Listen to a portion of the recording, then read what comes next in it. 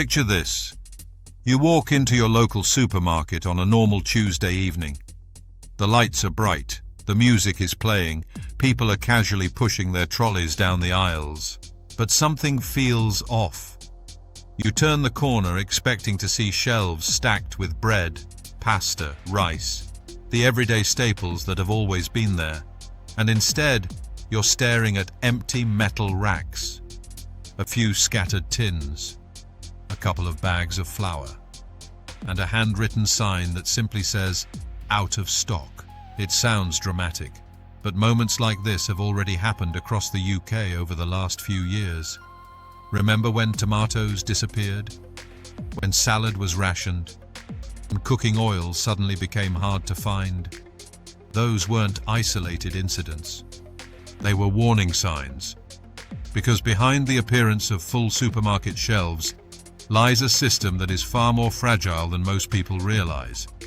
Here's a statistic that might surprise you. The UK only produces about 54% of the food it consumes. That means nearly half of what we eat relies on imports from other countries. Fresh fruit, vegetables, grains, oils. A huge portion of Britain's food supply travels thousands of miles before it reaches your plate. Now think about what that means for a moment. If shipping routes are disrupted, if climate events destroy harvests, if political tensions escalate, or if major transport systems slow down, the supply chain begins to wobble. And when supply chains wobble, supermarket shelves empty very quickly. Food policy experts have been warning about this for years. Professor Tim Lang, a leading food policy expert in the UK, has warned that the country's food system is extremely vulnerable to shocks. In fact, Britain's food distribution relies on a surprisingly small number of large retailers and distribution centres feeding the entire population. In simple terms, the system works brilliantly when everything is running perfectly, but it has very little margin for disruption. Think about how modern supermarkets operate. They use something called just-in-time logistics. Instead of storing huge warehouses of food, deliveries arrive constantly, often daily, and shelves are restocked as products are sold. That keeps prices lower and reduces waste. But it also means most supermarkets only have a few days' worth of stock available at any given time. A few days. If deliveries stop for even a short period, the system begins to struggle. We've already seen hints of this in the real world. Bad weather in Spain and North Africa caused major vegetable shortages across the UK in 2023. Transport strikes and fuel disruptions have repeatedly delayed deliveries. And extreme weather linked to climate change is making harvests less predictable around the world. At the same time, geopolitical tensions are rising.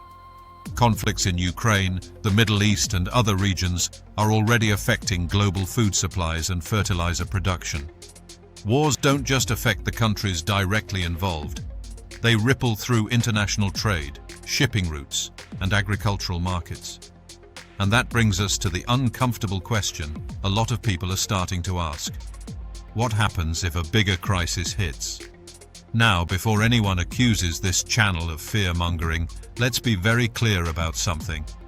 Preparing for disruption isn't about panic. It's about resilience. Even preparedness experts stress that the goal isn't hoarding or stockpiling mountains of food in a bunker somewhere. It's about building a small buffer so your household can cope calmly if something unexpected happens. Because when shortages do appear, panic buying is usually what makes the situation worse. We saw this during the early days of the pandemic. Shelves emptied almost overnight. Not because the country ran out of food, but because people rushed to buy weeks' worth all at once. That sudden surge of demand breaks the system. So, what does responsible preparation actually look like? First, start small. Instead of buying huge amounts in one go, gradually build a pantry of long-lasting foods you already eat. Things like rice, pasta, oats, lentils, beans, canned vegetables and cooking oil can last months or even years when stored properly.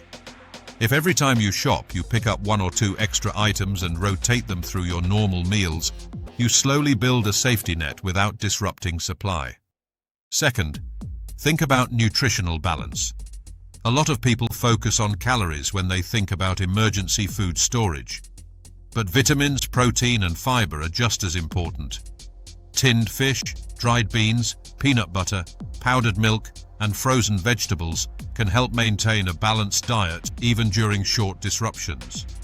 Third, consider water.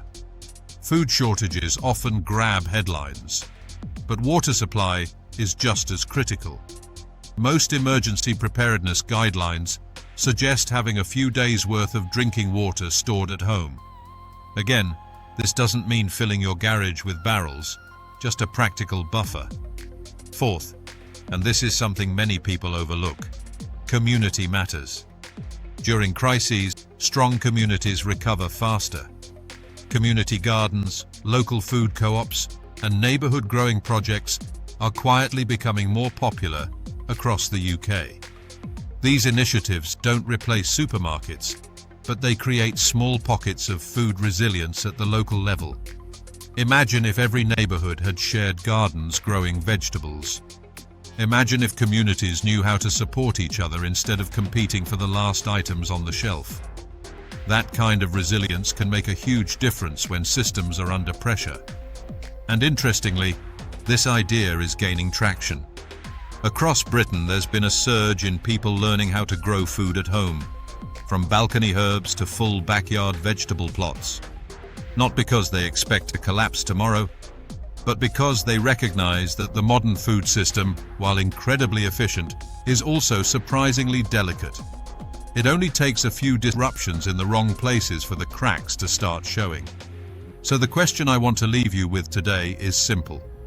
If your local supermarket suddenly struggled to restock for a few days, would your household be prepared to handle it calmly? Or would it be a scramble like we've seen before? Preparedness isn't about paranoia. It's about removing stress from uncertain situations. And the good news is that even small steps, an extra bag of rice, a few tins of food, learning to grow a couple of vegetables, can make a meaningful difference. Now, I'm really curious to hear from you. Have you ever experienced empty shelves or shortages where you live? What happened, and how did people react? And if you had to choose one food item to keep stocked in your home at all times, what would it be? Drop your thoughts in the comments, because in the next video we're going to answer some of your questions and look deeper into how ordinary households can become more resilient in an increasingly unpredictable world.